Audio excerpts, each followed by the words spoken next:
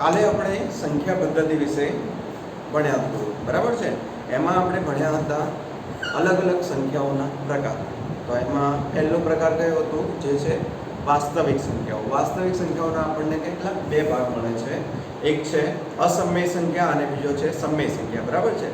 હવે સમય સંખ્યામાં પણ નીચે પેટા પ્રકાર છે, બરાબર છે। સમય સંખ્યામાં આવશે પૂર્ણાંક સંખ્યાઓ, એના પછી છે પૂર્ણ સંખ્યાઓ અને પ્રાકૃતિક સંખ્યાઓ, બરાબર છે।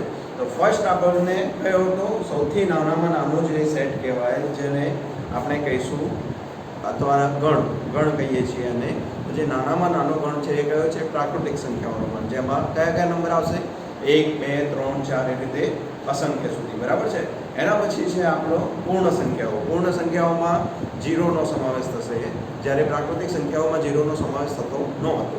જેવી રીતે પૂર્ણ સંખ્યાઓ છે, પૂર્ણ સંખ્યાઓ આપણે કઈ રીતે ચાલુ કરીશું, 0 1 2 3 4 એ રીતે અસંખ્ય સુધી જશે।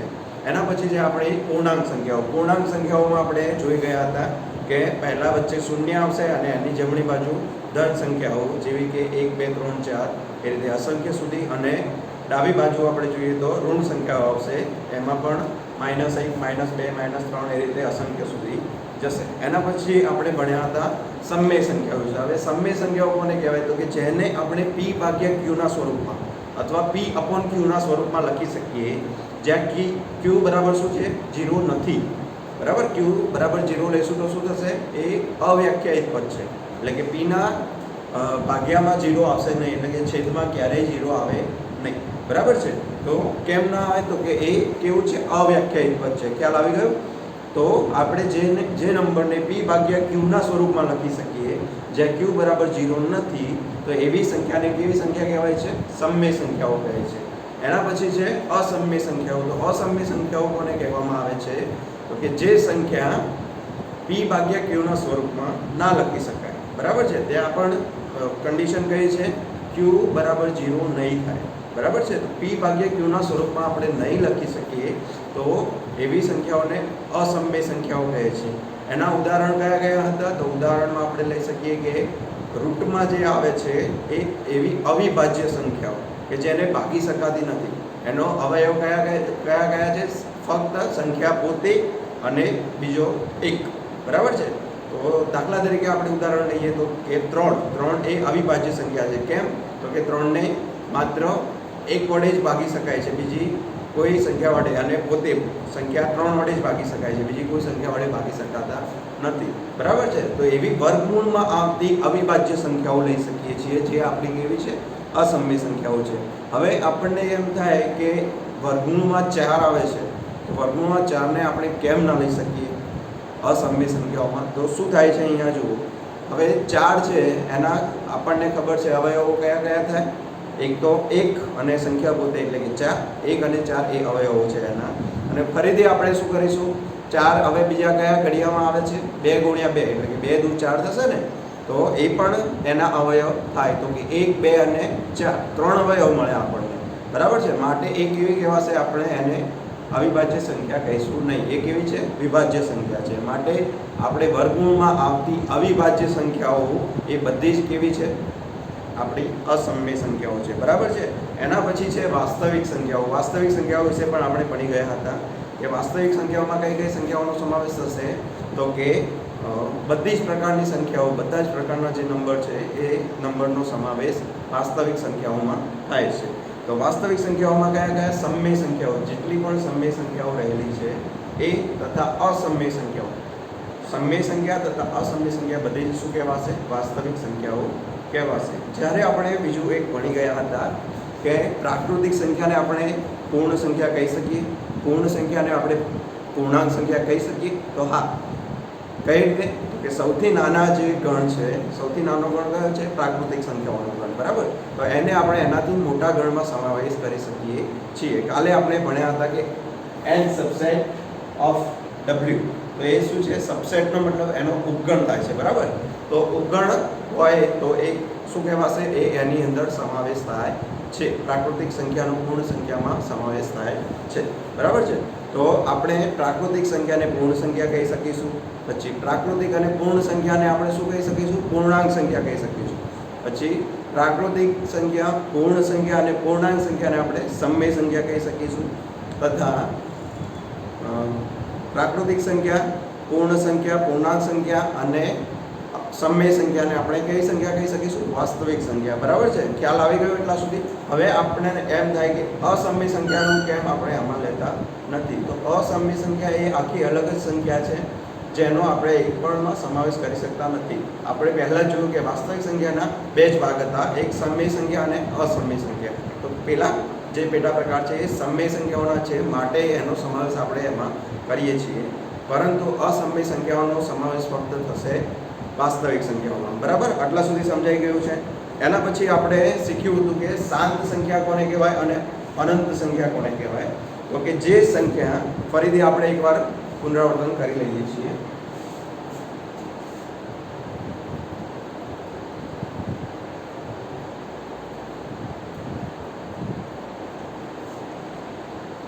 શાંત સંખ્યા કોને કહીશું? તો કે જે સંખ્યા દશાંશ ચિહ્ન પછી, દશાંશ ચિહ્ન કયું છે આપણું પોઈન્ટ જે કરીએ છીએ એ દશાંશ ચિહ્ન પછી સ્ટોપ થઈ જતી હોય, અમુક અંતર પછી એ બંધ થઈ જતું હોય આગળ વધવાનું. દાખલા તરીકે હું 2/5 કરું છું તો એ પણ કેવું આવશે? પોઈન્ટમાં આવશે જવાબ, પણ કેવો થશે? એ આગળ વધશે નહીં. દાખલા તરીકે હું 0.234 કરું છું. બરાબર છે? તો અહીંયા પણ કેવું થયું? અહીંયા 1, 2 અને 3 પછી આગળ સંખ્યા વધવાનું બંધ થઈ ગયું. પછી બીજું એક ઉદાહરણ લઈએ.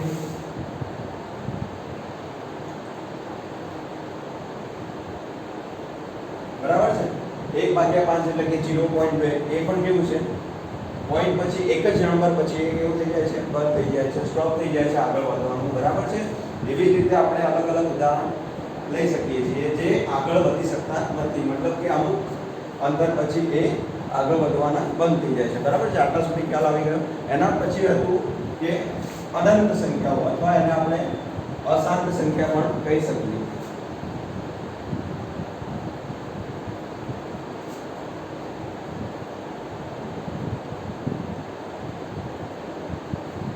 અનંત સંખ્યાઓમાં હવે બે પ્રકારની સંખ્યાઓ આવેલી છે.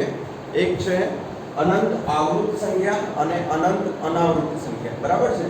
તો આના બે પ્રકાર છે.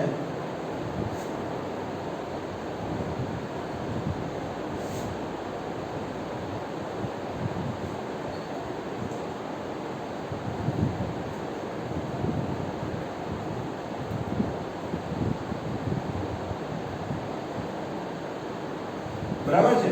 એક છે અનંત આવૃત સંખ્યા, બીજો છે અનંત અનાવૃત સંખ્યા. હવે અનંત આવૃત સંખ્યા કઈ છે અને અનંત અનાવૃત સંખ્યા કઈ છે? તો એ આપણે જોઈ શકીએ છીએ કે અનંત આવૃત સંખ્યા જે અમુક અંતર પછી આગળ તો વધે છે, પણ શું થશે? રિપીટેડ ફ્રીક્વન્સી ચાલુ થશે, એટલે કે એનો એ નંબર વારાફરતી રિપીટ થયા કરશે. બરાબર છે? તો એનું ઉદાહરણ જોઈએ.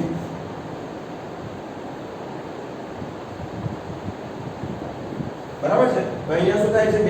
2.3 પછી 4, 4, 4 એ વારંવાર આવે છે. તો એને આપણે કઈ રીતે લખી શકીશું? જે વારંવાર જે નંબર આપતો હોય એની પર આપણે શું કરવાનું કહ્યું હતું? બાર કરવાનું છે. બરાબર છે? તો માત્ર અહીંયા 4 એક જ એવો નંબર છે જે વારંવાર રિપીટ થાય છે. બરાબર છે? તો એને આપણે કેવી કહીશું? અનંત આવૃત સંખ્યા કહીએ છીએ. પરંતુ હવે અહીંયા અનંત અનાવૃત સંખ્યામાં કેવું છે? તો કે અનંત અનાવૃત સંખ્યા એ એવી સંખ્યા છે કે જે રિપીટ થતા નથી.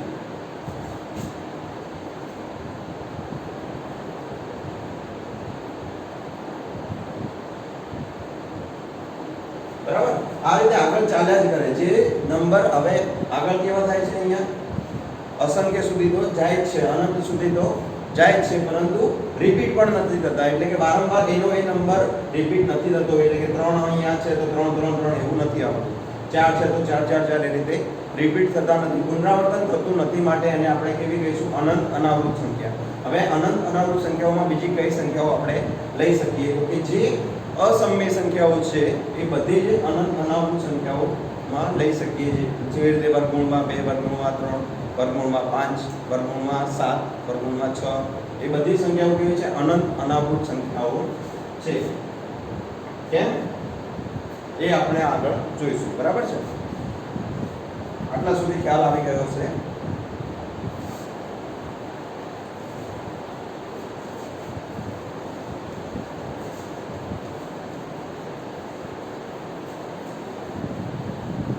બીજું આપણે કાલે એ જોયું હતું કે બે સમય સંખ્યાઓની વચ્ચેની સમય સંખ્યા શોધવી હોય તો કઈ રીતે શોધી શકાય.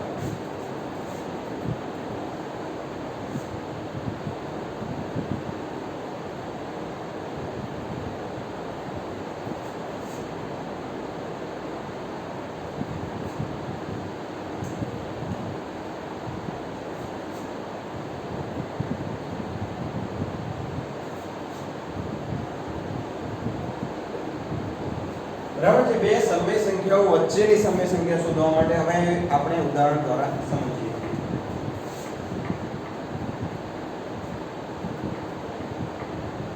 બરાબર છે. 2/3 અને 4/7 છે તો એની વચ્ચે આપણે સંખ્યાઓ શોધવાની છે. તો એ મેં તમને કહ્યું એ પ્રમાણે શું કરવાનું હતું પહેલા અહીંયા 3 છે, અહીંયા 7 છે તો આપણે પહેલા બંનેને છેદ સરખા કરીશું. છેદ સરખા કરવા માટે શું કરવાનું હતું કે કોઈ એક નંબરને એવા નંબર વડે ગુણીએ તો બીજો નંબર મળતો હોય તો એ રીતે એક જ નંબરને ગુણવાનો છે. પરંતુ જો બંને નંબર અલગ અલગ છે, 3 ના ઘડિયામાં 7 નથી આવતા અને 7 ના ઘડિયામાં 3 નથી આવતા, તો શું કરીશું આપણે પરસ્પર બંનેને વિરુદ્ધ રીતે એકબીજાને ગુણીશું. 3 ને આપણે 7 વડે ગુણીશું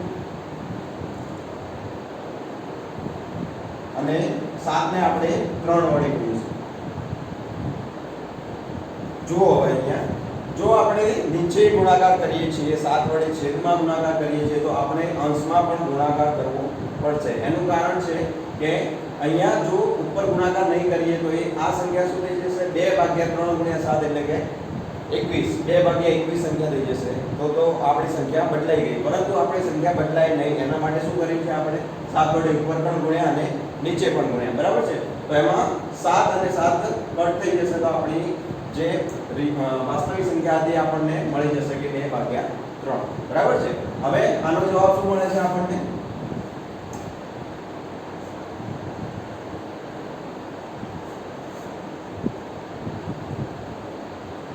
બરાબર છે.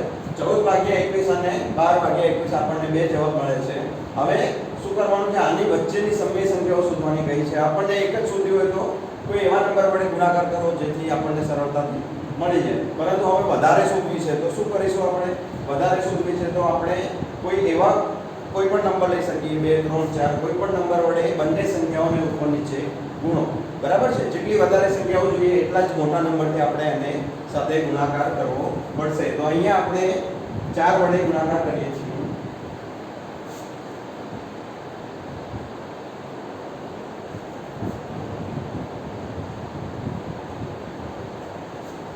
તો આપણને જવાબ શું મળશે? 14 × 4.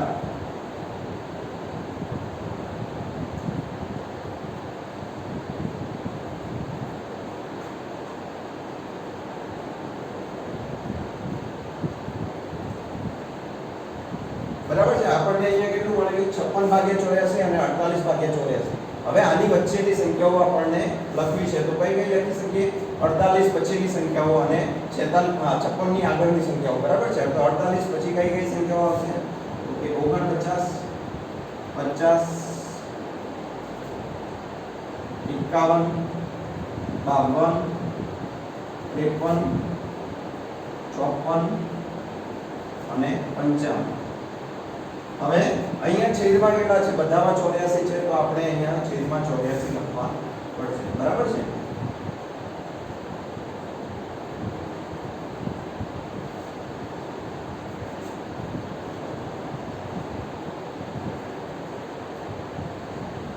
બરાબર. તો બે સમય સંખ્યાઓ વચ્ચેની સમય સંખ્યાઓ આપણને કેટલી મળી? 1 2 3 4 5 6 અને 7 સમય સંખ્યાઓ મળી. એવી જ રીતે આપણે અસંખ્ય સમય સંખ્યાઓ શોધી શકીએ છીએ. તો કે આ કયા બે નંબર વચ્ચેની સમય સંખ્યાઓ મળી? તો કે 2/3 અને 4/7 વચ્ચેની સમય સંખ્યાઓ આપણને મળી છે. બરાબર છે. એના પછી આપણે બીજું એક ઉદાહરણ લઈએ.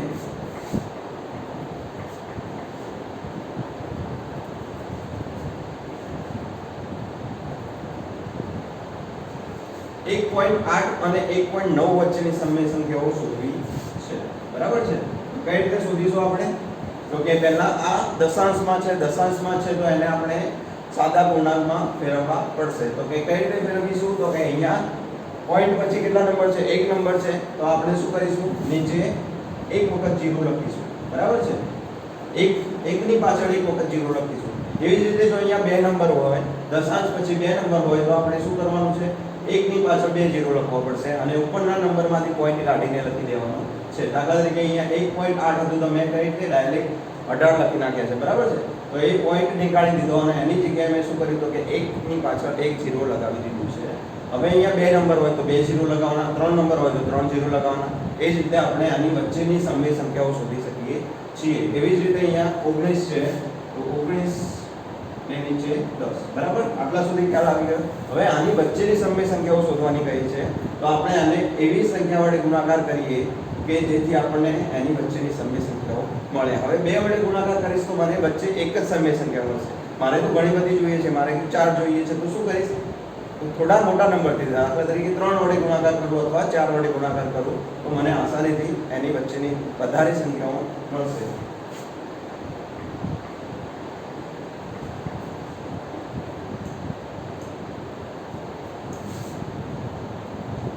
તો અહીંયા કેટલા થશે?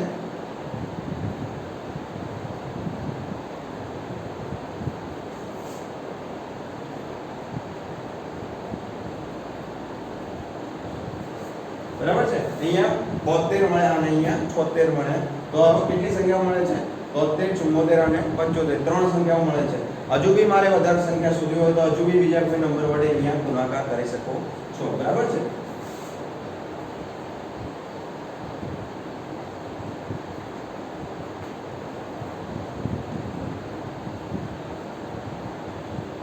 ત્રણ સંખ્યાઓ મળી ગઈ મને, બરાબર? 73/40, 74/40 અને 75/40. તો એ 1.8 અને 1.9 વચ્ચે આવતી સમય સંખ્યાઓ છે. એવી જ રીતે હવે આગળ વધીએ. બીજું એક ઉદાહરણ લઉં છું.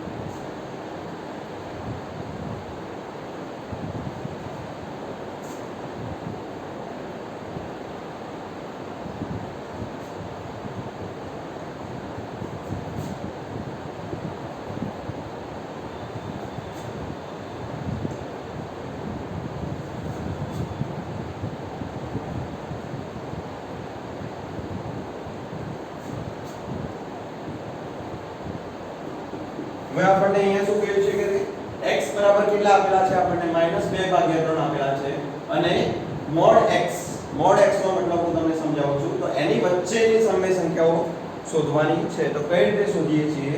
તો કે x છે એની કિંમત આપણને આપેલી છે -2/3. હવે mod x એનો મતલબ શું થાય? તો કે અહીંયા જે નંબર આપેલો છે એનો પોઝિટિવ નંબર થઈ જાય, એટલે કે ધન સંખ્યા થઈ જાય. તો કે અહીંયા જે માઈનસ છે એ નીકળી જશે, બરાબર છે? તો mod x બરાબર આપણે આ રીતે લખી શકીએ.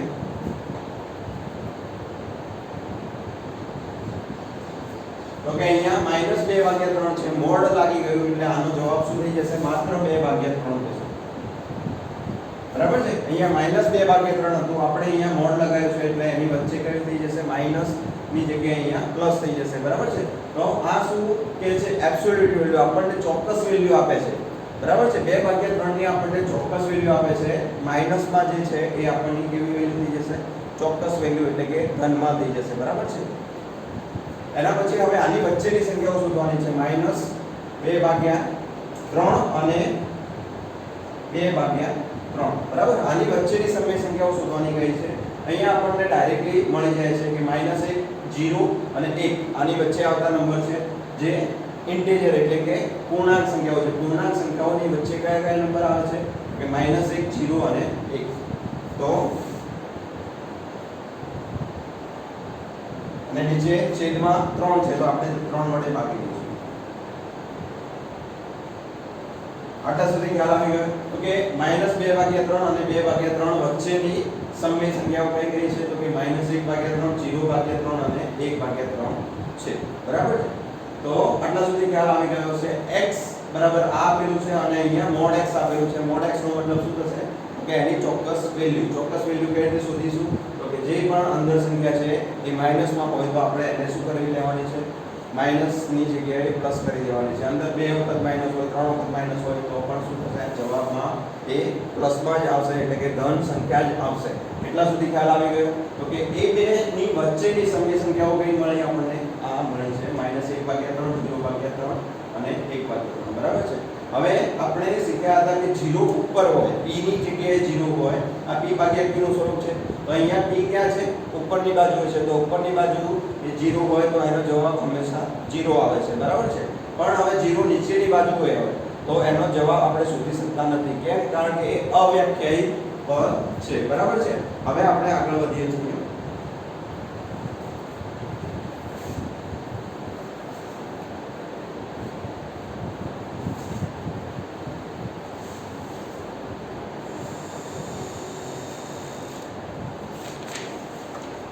એના પછી આપણે શીખ્યા હતા કે સંખ્યા રેખા પર નિરૂપણ કઈ રીતે કરવામાં આવે છે. તો સંખ્યા રેખા પર નિરૂપણ કરવા માટે આપણે જોઈએ આગળ.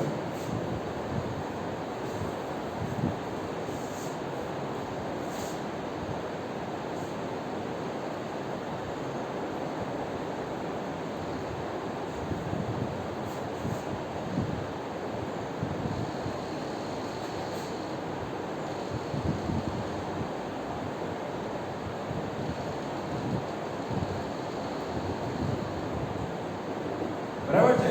સંખ્યાઓનું સંખ્યા રેખા પર નિરૂપણ તો આપણે કઈ રીતે કરશું? દાખલા તરીકે કોઈ પણ એક સંખ્યા લઈએ જેને આપણે સંખ્યા રેખા પર દર્શાવી છે. તો હું લઉં છું અહીંયા -3/7. બરાબર છે. તો આને મારે સંખ્યા રેખા પર એનું નિરૂપણ કરવું છે. નિરૂપણનો મતલબ એ થાય છે કે સંખ્યા રેખા પર એને દર્શાવો કે કયા સ્થાન પર આવે છે. બરાબર છે. તો હવે આપણે એ સંખ્યાને લઈએ છીએ અહીંયા.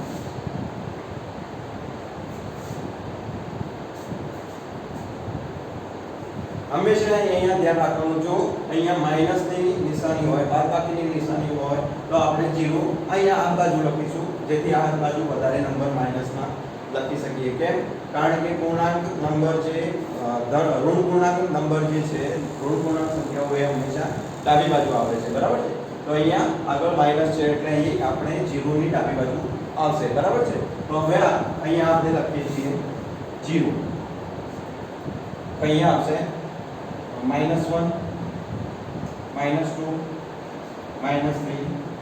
-4, -5 એ રીતે આગળ ચાલ્યા કરશે. બરાબર છે. હવે આપણને કયા જોઈએ છે? -3/7 જોઈએ છે. નીચે છેદમાં 7 છે તો આપણે શું કરીશું? આખી જ સંખ્યા રેખાને 7 વડે ભાગી દઈશું. બરાબર છે.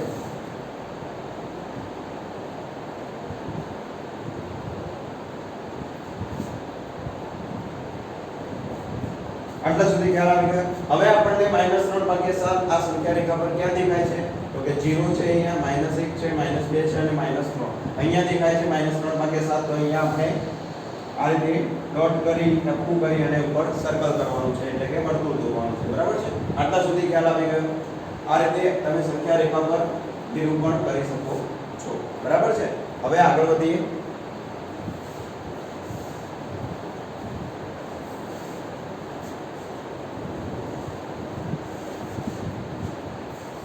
ચલો સ્વાધ્યાય 1.1 જેમાં પહેલો જ પ્રશ્ન છે, શું શૂન્ય એક સમય સંખ્યા છે?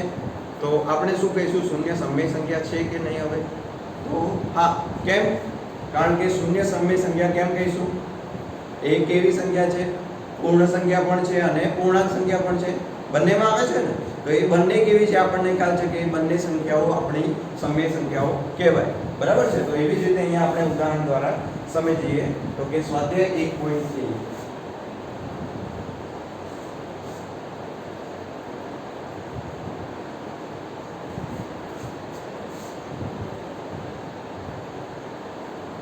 શું શૂન્ય એક સમય સંખ્યા છે?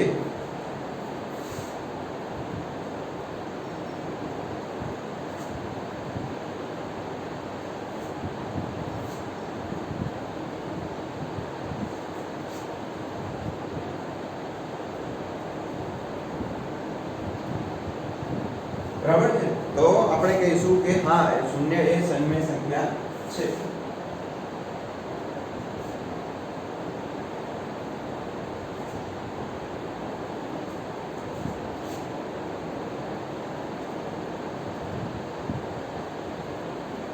હવે ઉદાહરણ દ્વારા સમજીએ. દાખલા તરીકે શૂન્ય એ સમય સંખ્યા છે તો શૂન્ય અહીંયા લખીએ છીએ. તો શૂન્યની નીચે ભાગાકારમાં કશું જ નથી, એનો મતલબ શું થશે? અહીંયા ભાગાકારમાં 1 તો હોય જ, બરાબર છે. તો 0/1, તો આનો જવાબ કેટલો મળશે આપણને? 0 જ મળશે. તો હવે આ કેવું સ્વરૂપ છે? 0/1 એ p/q નું સ્વરૂપ છે, બરાબર છે. તો p/q ના સ્વરૂપમાં લખી શકાય છે એને, અને q બરાબર 0 નથી, તો અહીંયા આપણે લખવાનું છે q does not equal to 0. આને આપણે એ રીતે પણ વાંચી શકીએ કે does not equal to 0, બરાબર છે. અથવા એને કહી શકીએ કે q બરાબર 0 નથી, બરાબર છે. તો p/q ના સ્વરૂપમાં લખ્યું જ્યાં 0 ભાગ્યા નીચે કશું નથી તો 1 લખી શકીએ. એવી જ રીતે કેટલીક સંખ્યાઓના ઉદાહરણ લઈએ છીએ.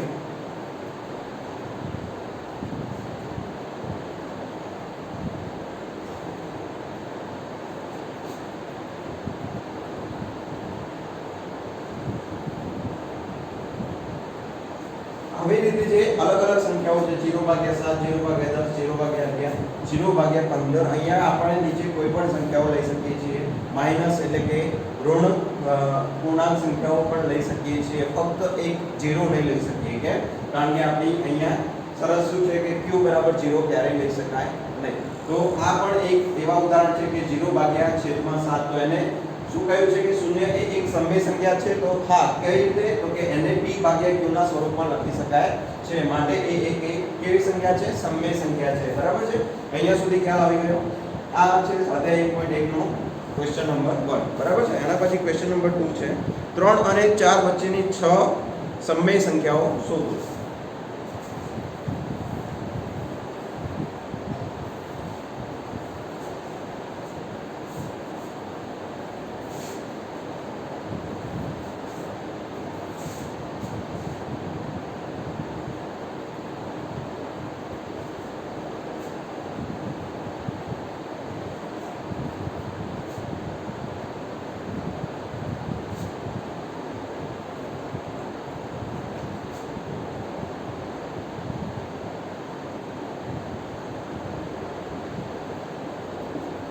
ત્રણ અને 4 વચ્ચેની 6 સમય સંખ્યાઓ શોધવાનું કહ્યું છે. તો આપણે બે રીતનો ઉપયોગ કરી શકીએ છીએ અહીંયા. કઈ બે રીત? તો કે બે સંખ્યાઓનો સરવાળો ભાગ્યા 2 કરી શકીએ છીએ, બરાબર છે. બે સંખ્યાઓ એટલે કે 3 + 4 ભાગ્યા 2 કરી શકીએ છીએ. એ પણ થોડી આપણા માટે ડિફિકલ્ટ રીત છે, એને આપણે સરળ રીતે ગણીશું. એ થોડી મુશ્કેલ છે, કેમ? કારણ કે તમારે વારંવાર ભાગાકાર કરવા પડશે. એના કરતાં આપણે બીજી જે રીત હતી એની રીતે આપણે આ દાખલાને સોલ્વ કરીએ છીએ. તો 3 અને 4 વચ્ચેની સમય સંખ્યાઓ કહી છે. તો કે 3 અને 4, હવે એની વચ્ચેની કઈ છે? તો કોઈ પણ એવા બે નંબર લો જેની વડે આપણે ગુણવાના અને ભાગવાના છે. કે દાખલા તરીકે અહીંયા મારે 6 સમય સંખ્યાઓ જોઈએ છે, તો હું 8 વડે ગુણવાને ભાગું છું, બરાબર છે.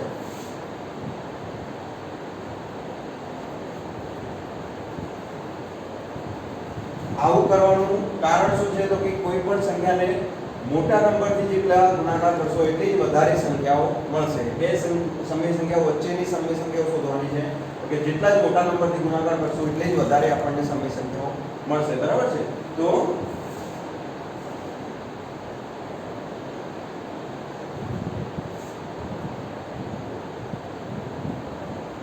હવે અહીંયા 24/8 છે, અહીંયા 32/8 છે. તો એની વચ્ચે હવે કેટલી સમય સંખ્યાઓ મળે છે? તો કે 25, 26, 27, 28, 29, 30 અને 31, બરાબર છે.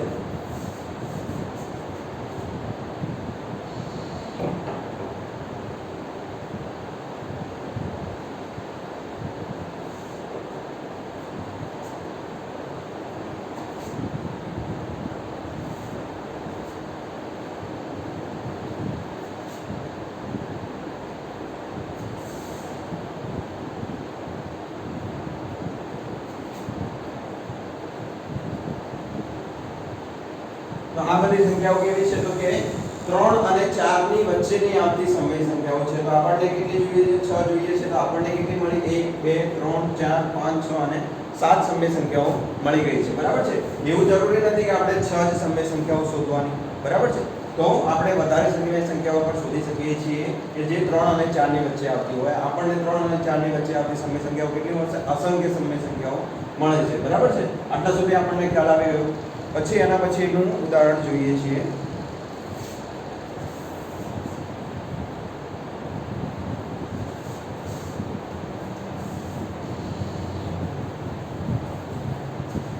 એના પછી છે પ્રશ્ન નંબર 3. 3/5 અને 4/5 વચ્ચેની 5 સમય સંખ્યાઓ શોધો.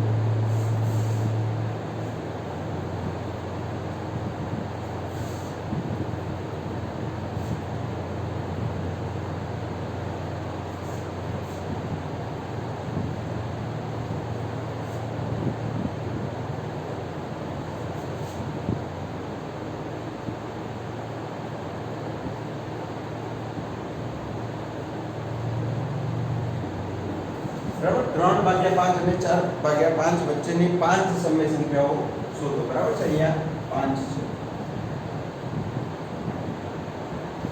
તો હવે કઈ રીતે શોધીશું? આપણને ખ્યાલ છે પહેલા શું કરવાનું હોય છે? છેદ સરખા કરવાના હોય છે, પરંતુ અહીંયા તો છેદ સરખા જ આપેલા છે. તો આપણે કોઈ પણ એક એવો નંબર લઈશું જેની વડે આપણે બંને સંખ્યાઓને ઉપર નીચે ગુણીશું. બરાબર છે.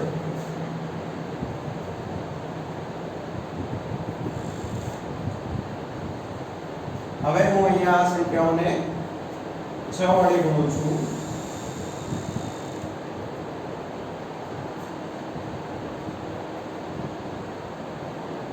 જે પણ કરો છો એ બંને ઉપર ગુણીએ છે તો નીચે પણ ગુણવું પડશે, અહીંયા પણ એ તેવી જ રીતે. બરાબર છે.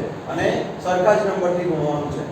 જો છેદ સરખા હોય તો, છેદ સરખા ના હોય તો છેદ સરખા કરવા માટે એકબીજી સંખ્યા વડે ગુણો, એટલે કે આ સંખ્યાને આ સંખ્યા વડે, આ સંખ્યાને આ સંખ્યા વડે ગુણો. પરંતુ અહીંયા તો છેદ સરખા જ છે એટલા માટે આપણે કોઈ પણ નંબર લઈ અને એની વડે ગુણ્યા છે. હવે મોટા નંબર લેવાનું કારણ શું? તો કે આપણને બે સંખ્યાઓ વચ્ચેની સમય સંખ્યાઓ વધારે પ્રમાણમાં મળી શકે. બરાબર છે. અહીંયા જો તમે નાની સંખ્યા લેશો, દાખલા તરીકે અહીંયા હું 2 લઉં છું તો 3 દુ 6 અને અહીંયા 4 દુ 8, એટલે કે 6 અને 8 ની વચ્ચે એક જ સમય સંખ્યા મળશે. આપણને 5 જોઈએ છે.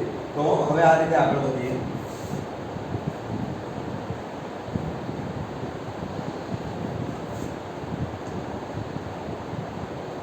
બરાબર છે. હવે 18 અને 24 વચ્ચે આપણને વધારે સમય સંખ્યાઓ મળશે.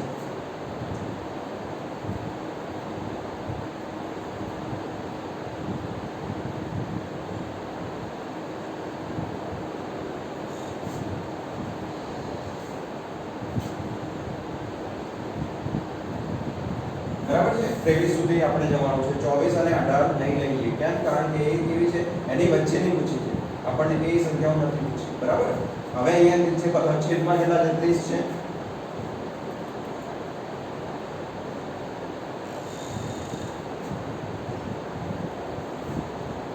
બરાબર. આટલા સુધી ખ્યાલ આવી ગયો તો કે આ બે સમય સંખ્યાઓ વચ્ચેની 5 સમય સંખ્યાઓ આપણને મળી જાય છે. કઈ કઈ છે? 19, 20, 21, 22, 23 ભાગ્યા બધાના ભાગ્યામાં છે 30. બરાબર. છેદમાં 30 છે. એના પછી પ્રશ્ન નંબર 4 જોઈએ કે નીચેના વિધાનો સત્ય છે કે અસત્ય, કારણ સહિત જવાબ આપો.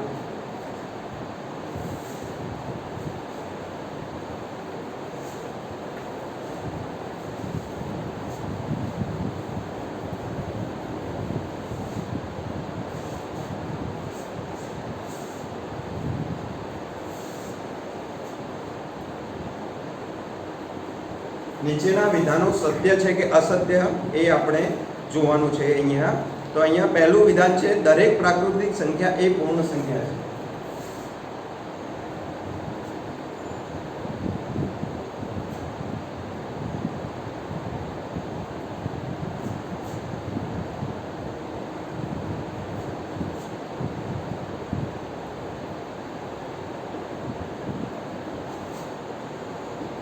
તો શું કહ્યું છે અહીંયા? દરેક પ્રાકૃતિક સંખ્યા એ પૂર્ણ સંખ્યા છે. તો હા, કઈ રીતે? કેમ? કારણ કે આપણે દર્શાવ્યું હતું કે શું થાય? n સબસેટ ઓફ શું થાય છે? w, એટલે કે હોલ નંબર. આ છે નેચરલ નંબર, આ છે હોલ નંબર, એટલે કે પ્રાકૃતિક સંખ્યાઓ અને n વડે દર્શાવીએ છીએ, પૂર્ણ સંખ્યાઓ અને w. તો નેચરલ નંબર એ હોલ નંબરમાં રહેલા હોય છે. બરાબર છે. તો કઈ રીતે? તો કે હવે લઈએ n કયા છે? નેચરલ નંબર છે આપણા 1, 2, 3, 4 અને અસંખ્ય સુધી જાય છે. બરાબર છે. એવી જ રીતે અહીંયા આપણા હોલ નંબર છે. હોલ નંબર કયા કયા છે? 0 થી ચાલુ થાય છે. તો કે 0, 1, 2, 3, 4 અને આ રીતે ચાલ્યા કરે છે. હવે જોઈએ છીએ 1 2 3 4 એ આમાં પણ રહેલા છે 1 2 3 4. તો અહીંયા કહીશું કે આ પ્રાકૃતિક સંખ્યા એ પૂર્ણ સંખ્યા છે. તો આ આપેલ વિધાન સત્ય છે.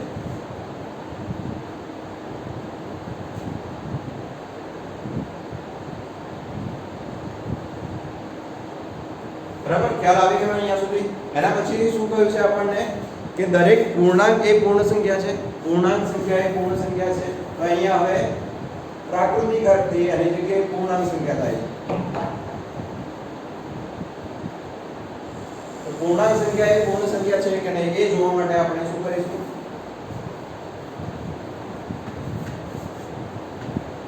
હવે પૂર્ણાંક સંખ્યાઓ કોને કહેવાય? તો કે એનો સિમ્બોલ છે z. એની સંખ્યા છે z, જેને કહેવાય છે ઇન્ટિજર. બરાબર છે. પૂર્ણાંક સંખ્યાઓને z વડે દર્શાવીએ છીએ, જ્યારે પૂર્ણ સંખ્યાઓ w વડે.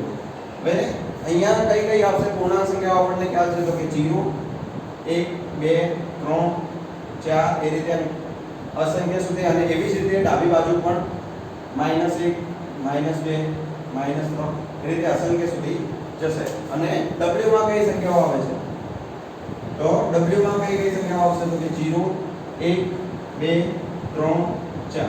બસ આ પ્રકારની સંખ્યાઓ આવે છે. હવે અહીંયા જોઈ શકીએ છીએ કે આ જે -3 -2 -1 એટલે કે આ ઋણ પૂર્ણાંક સંખ્યાઓ છે એ આમાં રહેલી નથી. બરાબર. તો આપણે આ વિધાનને કેવું કહીશું કે દરેક પૂર્ણાંક સંખ્યાઓ એ પૂર્ણ સંખ્યા નથી. કેમ? કારણ કે આ સંખ્યાઓ આની અંદર રહેલી નથી. બરાબર છે. તો આપણે આને નોટ સબસેટ લખીશું. બરાબર, કે આ આનો ઉપગણ નથી. બરાબર છે. એવી રીતે આમાં પણ આ આનો ઉપગણ નથી. તો અહીંયા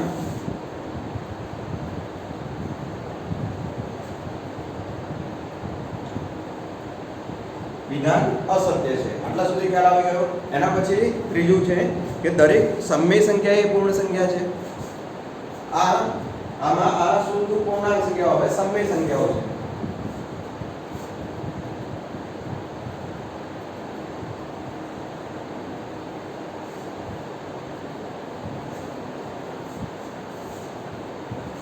સમય સંખ્યાઓ કોને કહેવાય? તો કે એને આપણે q વડે દર્શાવીએ છીએ, એટલે કે રેશનલ નંબર કહે છે આને. અને પૂર્ણ સંખ્યાઓ એટલે કે હોલ નંબર, જેને w વડે દર્શાવીએ છીએ. તો કે q એ w માં સમાયેલી છે? તો ના. બરાબર છે. તો કઈ રીતે હવે જોઈએ? q માં કઈ સંખ્યાઓ આવે? 2/3 4/7 5/9 કોઈ પણ લઈ શકીએ છીએ આપણે. બરાબર છે. -3/6 -2/4. બરાબર છે.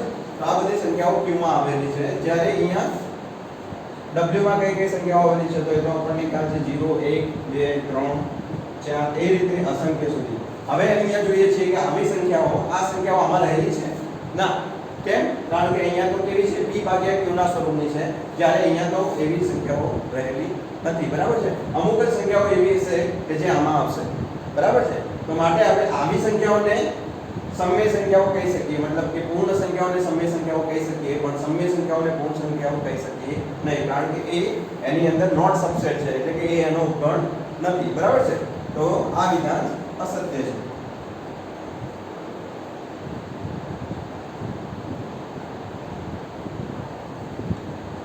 આટલા સુધી ખ્યાલ આવી ગયો? બરાબર છે. તો આજે આપણે શું ભણ્યા?